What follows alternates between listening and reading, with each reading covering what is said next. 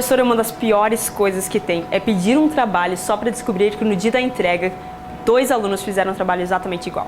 Que falta de criatividade, parece que simplesmente colocaram na máquina de cópias e apertaram play.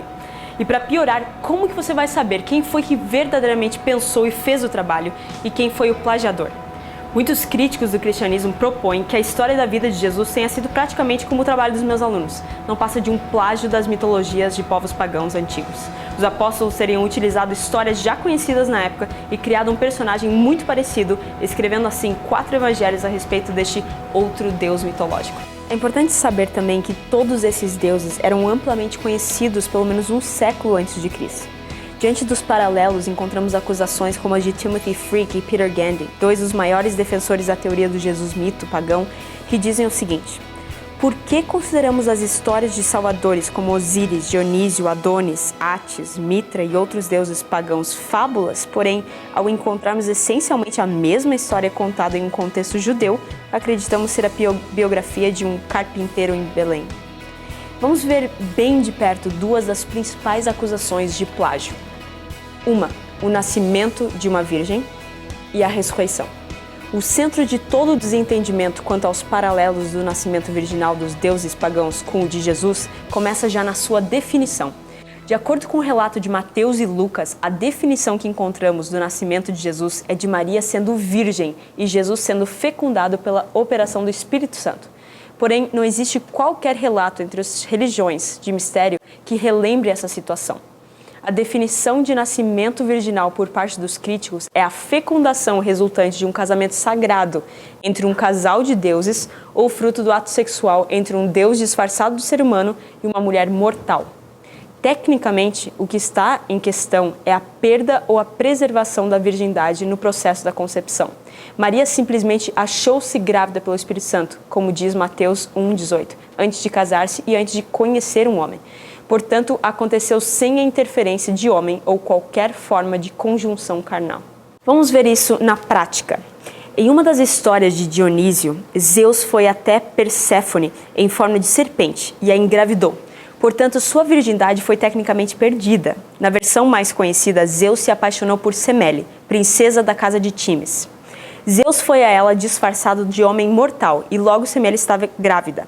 Hera, rainha de Zeus, inflamada de ciúmes, se disfarçou de mulher idosa e foi até a casa de Semele. Quando Semele revelou seu caso com Zeus, Hera sugeriu que a história de que Zeus era o rei dos deuses poderia ser uma mentira e que talvez ele fosse um mero mortal que inventou a história para que ela dormisse com ele. Quando Zeus foi visitá-la novamente, ela pediu apenas uma coisa. Zeus jurou que daria a ela o que ela quisesse. Então ela disse: apareça a mim como você aparece a Hera. Relutantemente, mas fiel à sua palavra, Zeus apareceu em toda a sua glória, reduzindo Semele a cinzas. Hermes salvou o feto e o levou até Zeus, que o costurou a sua coxa, e 3 meses depois deu à luz Dionísio. A história claramente não é comparável ao relato bíblico, e além disso só existem relatos pós-cristãos. Os deuses e deusas antigos eram típica e muito explicitamente sexuais, até porque para o mundo antigo, grandeza era comumente associada com a geração física de um deus. Esse elemento está completamente ausente do relato da concepção virginal de Jesus. No mito de Horus, o engano continua. De acordo com o mito, depois de Osíris, pai de Horus, ser assassinado e mutilado em 14 pedaços por seu irmão Sete, a esposa de Osíris, a deusa Ísis, recuperou os pedaços e remontou o corpo. Ísis engravidou-se pelo corpo remontado de Osíris e deu à luz a Horus nos rios de Quêmenes, no delta do Nilo. Apesar de uma concepção necrofílica ser miraculosa, o relato está muito distante da realidade bíblica. Mesmo na imagem encontrada em Luxor, com Tote, anunciando a Ísis que ela conceberia a Horus, a ordem é concepção e depois o anúncio, enquanto que os evangelhos declaram o anúncio e depois a concepção. Na pesquisa de Raymond Brown, a respeito das narrativas sobre o nascimento de Jesus, ele avalia os exemplos de nascimentos virginais pagãos e sua conclusão é a seguinte: em suma, não há nenhum exemplo claro de concepção virginal no mundo ou nas religiões pagãs que plausivelmente poderia ter dado aos judeus cristãos do primeiro século a ideia da concepção virginal de Jesus. Vamos ao segundo assunto, a ressurreição. É apenas a partir do século III d.C. que encontramos suficiente material a respeito das religiões de mistério que permite que a gente faça uma relativa reconstrução de seu conteúdo. Muitos escritores se têm utilizado desse material depois do ano 200 d.C. para dizer como eram as religiões de mistério dos séculos anteriores. Como você deve imaginar, isso é extremamente anti-acadêmico e não pode permanecer sem desafios. Mas tem ainda o famoso caso da ressurreição do deus Osíris. A versão mais completa do mito de sua morte e ressurgimento é encontrado em Plutarco, que escreveu no 2º século depois de Cristo.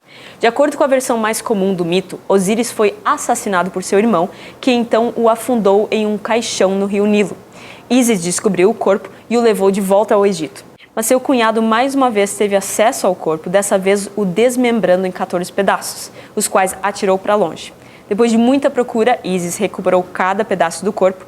É nesse ponto que a linguagem utilizada para descrever o que se seguiu é crucial. Algumas vezes, aqueles que contam a história se contentam em dizer que Osíris voltou à vida, mesmo que isso passe longe daquilo que o mito permite dizer. Alguns escritores ainda vão mais longe quando falam sobre a ressurreição de Osíris. Ísis restaura o corpo de Osíris e ele é colocado como um deus no mundo dos mortos. Esse deus revivido é, na realidade, um deus múmia. Em outras palavras, Osíris é uma deidade que morre, mas ele não ressuscita.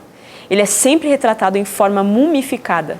Além disso, de acordo com Wilbur Smith, uma das maiores autoridades em religiões antigas, não há nada nos textos que justifiquem a presunção de que Osíris sabia que iria levantar dos mortos e que se tornaria rei e juiz dos mortos, ou que os egípcios acreditavam que Osíris tinha morrido em seu favor e que retornou à vida para que eles pudessem levantar da morte também. Mudando de deidade, outro relato muito mencionado por sua suposta história de reaparição dos mortos é o do deus Cibele e Átis. Cibele era uma deusa, uma figura muito adorada no mundo helenístico. O rito para ela antigamente incluía um frenesi nos adoradores homens que os levavam a se castrarem. Encontramos 3 mitos diferentes com respeito à vida de Átis. De acordo com um dos mitos, Cibele amava um pastor de ovelhas chamado Átis. Por Átis ter sido infiel, ela o levou à loucura. Tomado de loucura, Átis castrou-se e morreu. E isso levou Cibele a um luto muito forte, introduziu a morte no mundo natural. Mas então Cibele restaura Átis à vida, um evento que também trouxe o mundo da natureza à vida. As pressuposições do intérprete tendem a determinar a linguagem usada para descrever o que se segue à morte de Átis. Referem-se a ela descuidadamente como a ressurreição de Átis. Não tem nada que se pareça com uma ressurreição corpórea no mito. Na verdade, o mito sugere que Cibele só podia preservar o corpo morto de Átis, ou seja, ele volta à vida de forma praticamente vegetativa, porque menciona que os pelos de seu corpo continuaram a crescer e que ele movimentava um de seus dedos. Em algumas versões do mito, Átis volta à vida na forma de uma árvore. Nem nesse e nem nas outras 3 histórias encontramos morte e ressurreição ou qualquer coisa semelhante ao que vemos nos evangelhos. Nas comparações com Krishna, as respostas se tornam ainda mais fáceis de dar. Segundo especialistas em hinduísmo, Krishna foi morto por um caçador que acidentalmente atirou em seu calcanhar. Ele morreu e ascendeu. Não houve qualquer ressurreição e ninguém o viu ascender. Mesmo que o mito da ascensão de Krishna traga algum desconforto, ele pode ser rapidamente resolvido com as declarações de Benjamin Walker.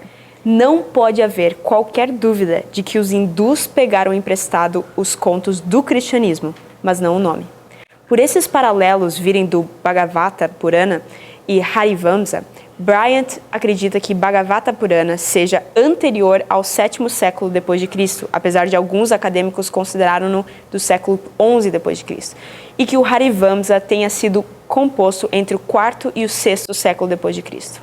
O mesmo caso de datação tardia acontece com o mito de Mitra, a partir do século I depois de Cristo. E o caso de histórias completamente diversas à morte e ressurreição de Cristo acontece com Dionísio e Horus, por exemplo. Eu quero acrescentar ainda algumas importantes diferenças marcantes que não poderiam passar desapercebidas. Primeiro, em todos os casos de deuses que morrem, eles morrem por compulsão e não por escolha. Às vezes por orgulho ou desespero, mas nunca por amor sacrificial. Segundo, não existe qualquer evidência de religiões de mistério inseridas na Palestina das 3 primeiras décadas do primeiro século. Outro ponto, os deuses que morrem e ressuscitam, segundo os mitos, nunca morreram por outra pessoa, ou seja, vicariamente, e nunca anunciaram morrer pelo pecado. A ideia de uma aliança substitutiva pelo homem é totalmente única ao cristianismo. Além disso, Jesus morreu uma vez por todas os pecados, enquanto os deuses pagãos eram frequentemente deuses de vegetação que imitavam os ciclos anuais da natureza, aparecendo e morrendo diversas vezes. Outro ponto é que Jesus morreu voluntariamente e sua morte foi uma vitória e não uma derrota. Ambos os aspectos são contrários aos conceitos pagãos. Outra coisa importante para se notar é que similaridade não prova dependência. Movimentos sociais e religiosos frequentemente compartilham formas de expressão ou práticas parecidas. Não é surpresa alguma que encontrássemos paralelos em qualquer religião a respeito de vida após a morte, identificação com uma divindade, ritos de iniciação ou um código de conduta. Os escritores normalmente exageram similaridades formais enquanto ignoram diferenças essenciais entre a história de Jesus e a dos variados mitos pagãos. E último ponto, o cristianismo está baseado em eventos da história, não mitos. A morte dos deuses de mistério aparece em dramas místicos sem nenhuma conexão histórica. Com tudo isso, fica claro que a melhor conclusão que se pode chegar é aquela do livro em que encontramos a verdadeira revelação da verdade e da fonte do mistério da vida, morte e ressurreição de Jesus, a Bíblia, que diz o seguinte: não há salvação em nenhum outro, porque abaixo do céu não existe nenhum outro nome dado entre os homens pelo qual importa que sejamos salvos. Se você quer enxergar cópia, que tal começar por copiar esse homem chamado Jesus Cristo?